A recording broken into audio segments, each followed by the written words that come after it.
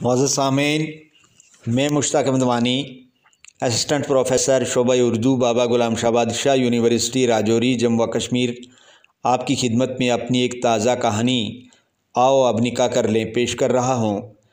मुझे उम्मीद है आपसे गौर से सुनेंगे। उसका नाम फूल महबूब था। बड़ा अजीब सा नाम रखा था उसके वालिदैन ने उसका। वो अंग्रेज़ी दवाइयों की एक कंपनी में काम करता था। उसके 2 कमसिन बेटे और एक बेटी थी। बेटी 7वीं क्लास में ज़ेर तालीम थी और बेटू में एक दूसरी में और दूसरा चौथी जमात में पढ़ता था। उसकी बीवी बहुत हसीन व जमील और तालीम याफ्ता थी। वो खुद भी बहुत ज़्यादा खूबसूरत था। गुंदमी रंग, कुशादा पेशानी, भरे भरे गाल, सियाह घुंघरियाले बाल, सडोल जिस्म, नीली आँखें, सतवां नाक, बर्फ़ की मानद सफ़ेद दांत और क्लीन शेव में उसका चेहरा यूँ लगता था कि जैसे अभी कंवारा हो। उम्र 40 बरस से कम की मालूम होती थी। वो अपने वालिदैन और बीवी बच्चों के साथ एक पुरसुकून ज़िंदगी जी रहा था। फेसबुक पे उसके सैकड़ों दोस्त उसे हर रोज़ नज़र आते थे। एक दुनिया उसको देखती थी। एक रोज़ उसके मोबाइल फ़ोन के मैसेंजर पर सदाए सहर नाम की एक लड़की ने उसे अपनी तरफ मतवज्जे कर दिया। लड़की ने मैसेंजर में लिखा था, मैं आपकी प्रोफाइल देखकर बहुत ज़्यादा मुतासर हुई हूँ। मैं चाहती हूँ आपसे फ़ोन पे बात करूँ।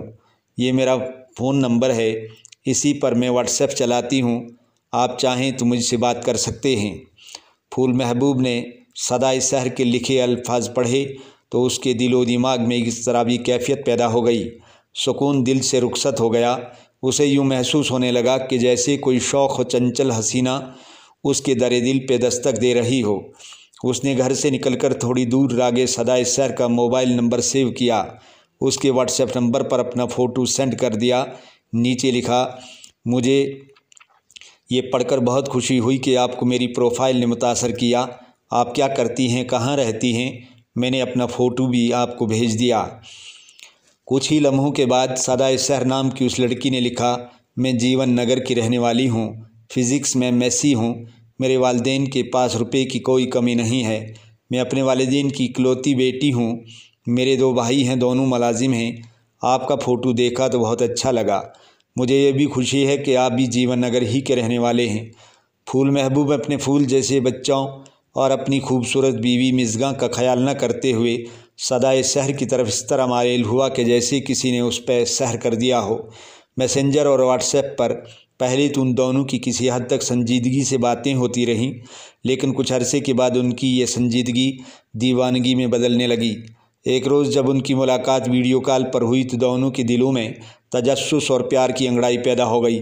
सदाए सहर ने ही वीडियो कॉल करने में पहल की थी। उसके परिपैकर वजूद में गज़ब की कशिश थी।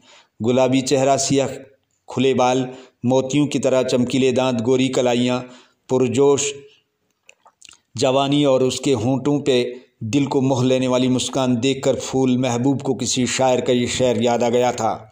यूँ मुस्कुराए जान सी कलियों में पड़ गई, यूँ लब कुशा हुए कि गुलिस्तां बना दिया। गर्जे के फूल महबूब और सदाए सहर के दरमियान इश्क का मर्ज़ बढ़ता गया जो जो उनकी मुलाकातें मोबाइल फ़ोन और व्हाट्सएप पर होती रहीं। फूल महबूब के दिल में जब इश्क के बदले हवस ने जोश मारा तो उसने एक रोज़ सदाए सहर को कह दिया, मेरा दिल चाहता है आपको करीब से देखूं, आपसे मिलूं, ढेर सारी बातें करूं, बताइए कब और कहाँ मुलाकात होगी। सदाए सहर ने उसकी बातें सुनी तो खिलखिलाकर हंस पड़ी। फिर कहने लगी, ये आप ही तय कीजिए कि कहाँ मिलें।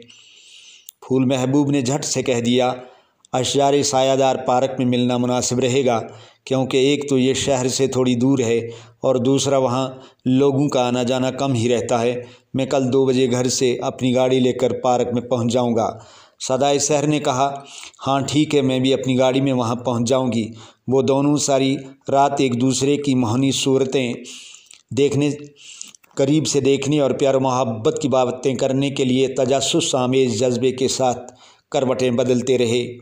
दूसरे दिन फूल महबूब ने पैंट कोट और टाई पहनी और कदे आदम आईने के सामने आके खड़ा हो गया। परफ्यूम का छिड़काव करते हुए अपनी छवि का जायज़ा लेने लगा। उसके खूबसूरत वजूद पे खूबसूरत सूट बूट से वो हीरो जैसा नज़र आने लगा। उसकी खूबसूरत रफ़ीका हयात मिसगा उसके करीब आई और उसे पूछने लगी, आज कहाँ जाने का इरादा है। उसने मुस्कराते हुए जवाब दिया, आज जनरल मैनेजर के साथ हमारी मीटिंग है। ये कहते हुए अपनी आरामदेह चमचमाती गाड़ी में बैठ गया। कुछ ही वक्त के बाद वो अशजारे सायादार पार्क में पहुंच गया। पार्क में थोड़े थोड़े फासले पर घने सायादार दरख्तों के नीचे लोहे और एल्युमिनियम से तैयार किए बेंच लगे हुए थे। वो एक बेंच पर बैठ गया और बड़ी बेताबी से सदाए सहर का इंतज़ार करने लगा। वो अभी पार्क में नहीं पहुंची थी। उसकी नज़रें अपनी महबूबा सदाए सहर की तलाश में थी। वो कभी गुनगुनाने लगता और कभी अंगड़ाई लेता। इंतज़ार की घड़ियां कभी उसे ये सोचने पर मजबूर करती कि कहीं सदाए सहर उसे बेवकूफ़ तो नहीं बना रही है। वो लफ्ज़ वफ़ा और बेवफ़ा के माने व मफ़हूम पर गौर व फिक्र कर ही रहा था कि उसे पार्क के गेट से एक हसीन और जमील दुशीज़ा बड़े नाज़ो अदा के साथ दाखिल होती नज़र आई। वो इधर उधर नज़रें दौड़ा रही थी ताकि उसे फूल महबूब नज़र आए। फिर जब उसने फ़ोन किया तो फूल महबूब ने उसे हाथ के इशारे से अपने पास बुलाया। वो खुश हो गई। कुछ ही लम्हों में वो उसके करीब हंसती मुस्कुराती पहुंच गई। दोनों की आज बिलमुशाफा मुलाकात हो रही थी। अजनबियत की जो दीवार किसी हद तक उनके दरमियान हाइल थी, आज ढह गई थी। फूल महबूब ने कहा, मैं बड़ी बेताबी से आपका इंतज़ार कर रहा था। अब आप आ गई हैं तो मेरा दिल खुशी से झूम उठा है। सदाए सहर ने कहा, मैं भी आपको देखकर बहुत खुश हो रही हूँ। ये पार्क भी बहुत अच्छी है। कहते वो फूल महबूब के साथ बेंच पर बैठ गई। फूल महबूब ने थोड़ी सी हिचकिचाहट महसूस की। सदाए सहर ज़रक बरक लिबास में मलबूस, पूरे बनाव सिंगार और दिलकश अदाओं के साथ बैठी हुई थी। फूल महबूब को उसके वजूद से खुशबू महसूस होने लगी। लम्हा भर के लिए वो दोनों एक दूसरे को देखते ही रह गए।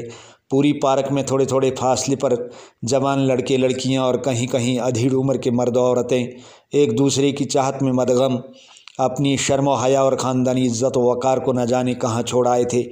लगता था कि जैसे अशजारे सायादार पार्क लोगों की नाजायज़ ख्वाहिशात की तकमील का अड्डा हो। सदाए सहर ने फूल महबूब की तरफ मुस्कराते हुए देखा। फिर कहने लगी, मुझे आपके वजूद से खुशबू आ रही है।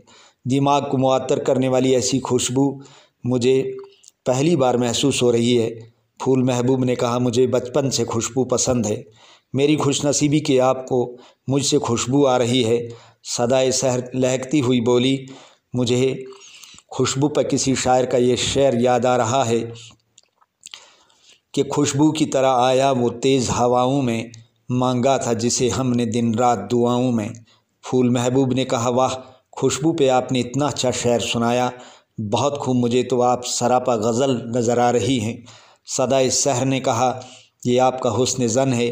दोनों के चेहरों से बशाशत और अल्हड़पन झलक रहा था।